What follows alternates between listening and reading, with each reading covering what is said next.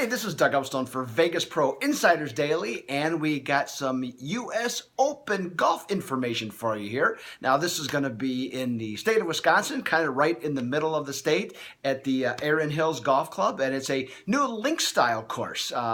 Opened in 2006. It's held a couple of, let's just say smaller tournaments. But so now this is really a big deal to get the U.S. Open there. And there's a lot of interesting aspects to this. And so we're going to cover a couple of them here. And among the things, the course is going to play at about 7,800 yards. And it's got a lot of rolling hills. And the architects, literally, of this golf course were just fascinated when they first saw this piece of property. Said that was the most natural-looking links American course potentially that they had ever seen. So it's all set up and ready to go. The rough is going to be super long. I've talked to a few people that have been around there of late, and they said that it's unbelievable. Now the fairways, though, are going to be a little wider than your traditional U.S. Open courses, so that might help the players. Obviously, you're going to have to be long and straight in this particular course.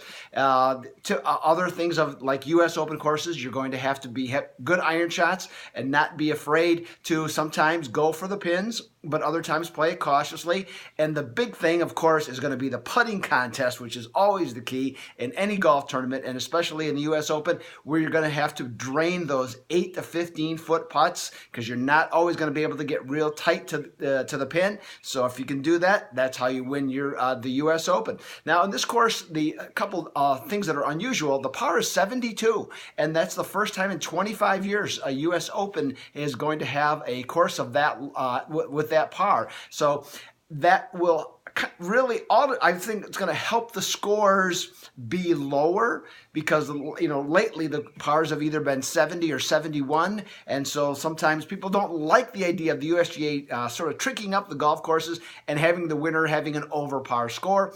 I don't think that's going to happen here unless the wind really blows, which is a possibility. And I've heard some stories, too, about some thunderstorms probably each and every day, potentially. So we'll just have to see how that all plays out. Now, in terms of the contenders, the favorite is Dustin Johnson. And Dustin Johnson, since he won his major at the U.S. Open a year ago, this guy has really been playing great golf. And he's a significant favorite to win this event.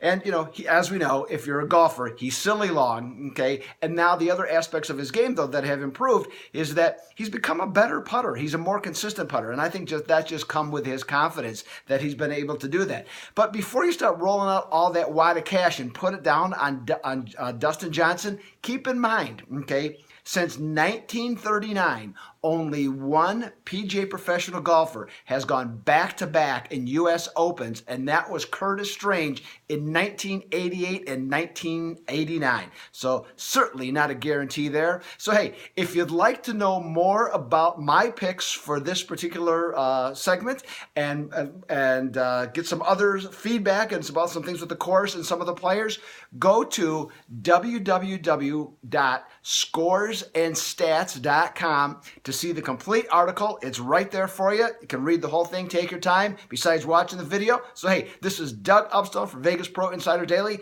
Check out Scores and Stats to see the rest of this U.S. Open article.